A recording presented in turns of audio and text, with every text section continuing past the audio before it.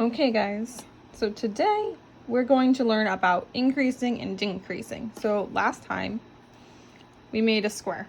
Well, I guess this one's a rectangle, but a rectangular square shape. And what you would use these for is to just continuously go straight like in a scarf or anything, but sometimes you want a flat project that is round.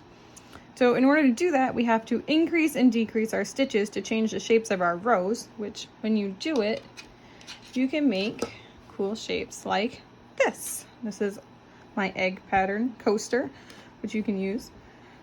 Or you could have made this square, taller, and then it would have also been a coaster. So you can use these changes in shapes to create different shapes. I could have made this into a circle and just made it round. You can make it into a wavy square. You can make it into an egg shape, a flower, all sorts of different ones, a coffee mug, a rain cloud, sunshines, you name it. And basically it's all done with the same 2 stitches you already learned, the chain and then the single crochet. But then on top of that, you use increases and decreases to then further change the shape, which they're a little bit hard to see in here, but once we actually start getting going, you'll be able to see them here. All my increases are on the end, so like that's 2 in 1 hole right there. And then when you get to the decreases, they're gonna look something like this. Right? They look a little bit different.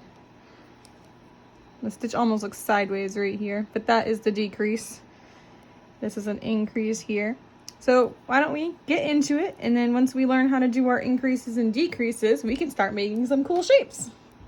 So I'm gonna use the same yarn I used before, just a thick chunky yarn, so that way you guys can see pretty easily. I'm gonna use my 7mm hook, so that way I can make big holes for you guys.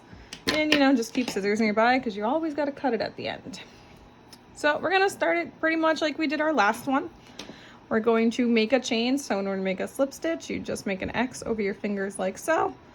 Stick your hook under the first bridge of your X here, and then grab this other X with your hook and pull through. Slip your fingers out and pull. And then that is your slip stitch.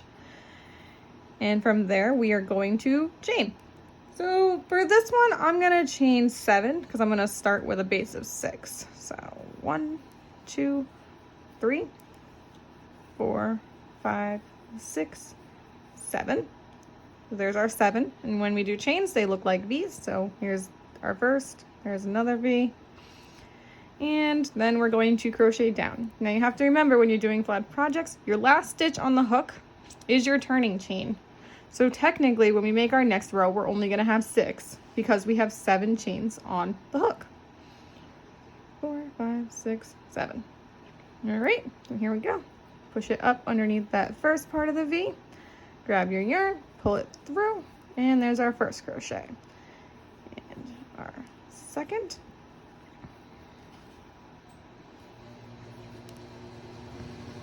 Our third. Our fourth. Here is the 5th. And the 6th. All right, just like we did before, just a straight row of chains. Now we're gonna make our turning chain, so chain 1 and turn it over. Now, let's say that we wanna have this be more round. So it's just got a little solid base, and we'll just round it out. So usually when you do an increase, you try and do them on these 2 end pieces right here, because then that's going to create your run shape. If you do them in the center, then your shape is going to be more like this, because your bump is going to be now in the middle. You can also do it where you have an increase, an increase, and an increase. It just depends on how fast you need to increase. So, and that's always going to be based upon your pattern. So for our purposes, we're going to increase on the ends just so we can make this a bit rounder, maybe make it into a sort of circular shape. So our work is turned, we've chained 1. Now we're going to stick our hook into that first stitch, pull it over, and pull it through again. There's our first one. Now when we increase, what we do is go back in this same hole that we made our first stitch in. So let's go right back in, push through, grab your yarn, pull it over, and pull it back through. So now if you look, there is 2 stitches in here. Ready? This is our first stitch right here. And here is our second stitch right there. Now let's go through.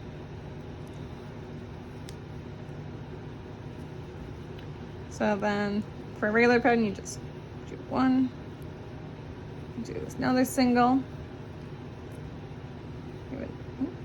So you go under both sets of the V, do another single, and one last single. Ready? All right, so now this is our last stitch on the hook. And we're gonna do 2 crochets in here, and that's gonna be our increase. So go in, oop, oop. Come on, all the way over the hook. Grab our yarn, pull through. So here's our first one. And we're gonna do the same thing in the same exact hole. So push through, grab our yarn, pull it over, and pull through. So once again,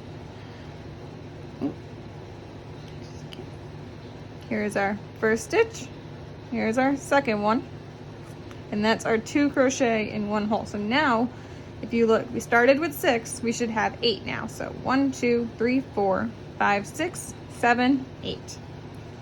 Now as we work this up, you're gonna notice that it's gonna be more round. So let's chain 1 and turn. Let's do 2 more increases. So here we go, in through the first one, pull through, in through that same first hole again, and pull through. So there's our 1, 2.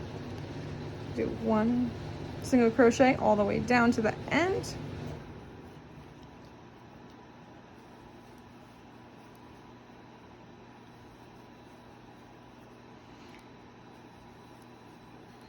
And there we go.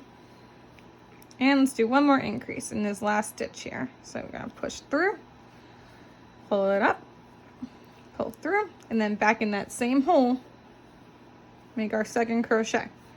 Now we should have 10 on the hook. So you go 1, 2, 3, 4, 5, 6, 7, 8, 9, 10. So super non-complicated. Once you've mastered this regular stitch, this should be super easy. The main thing to make sure is when you're pushing your hook in through these holes, that you're going through the same exact hole you did your first one. And you can do these as many times as you want, all over. You can play with so many shapes once you can do these. So now we're going to chain 1 and turn, and we're gonna learn how to go back down, because it's great if you can just keep going open, or going up in your number of stitches. You can make projects that just keep going out like this.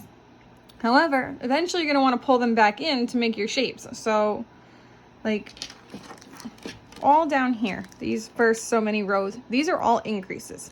So it started off super tiny here, and then we increased, and then we increased, and then we increased. But if we don't stop increasing, we're just gonna continue getting wider and wider and wider, right? So now we're gonna start decreasing to make these smaller angles here, where it's gonna bring our project back in. And there's nothing saying that you can't go open or go out, and then come back in, and then go back out again. So you can make like a wavy pattern, like on a scarf, or you can make it go one way and then the other, like a snake. You can use all these different shapes to really change how your projects look into very cool and unique ways.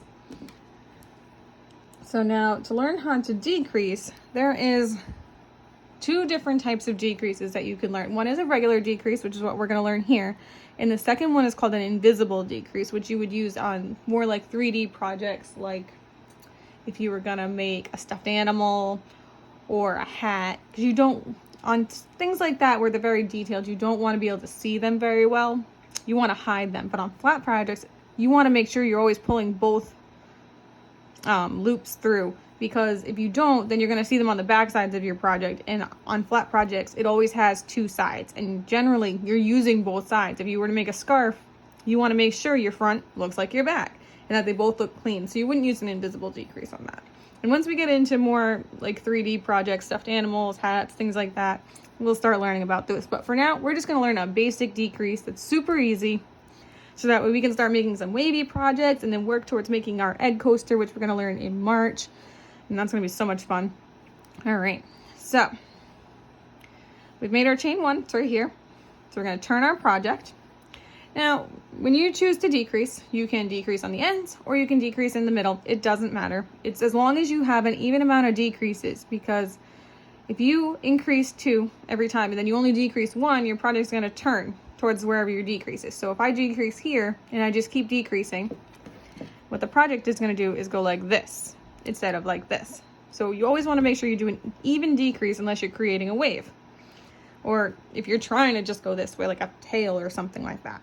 But because we want to come back into a more of a circle shape, we have to make sure that we do a decrease on this side and a decrease on this side. Otherwise, we're going to be a tilty project.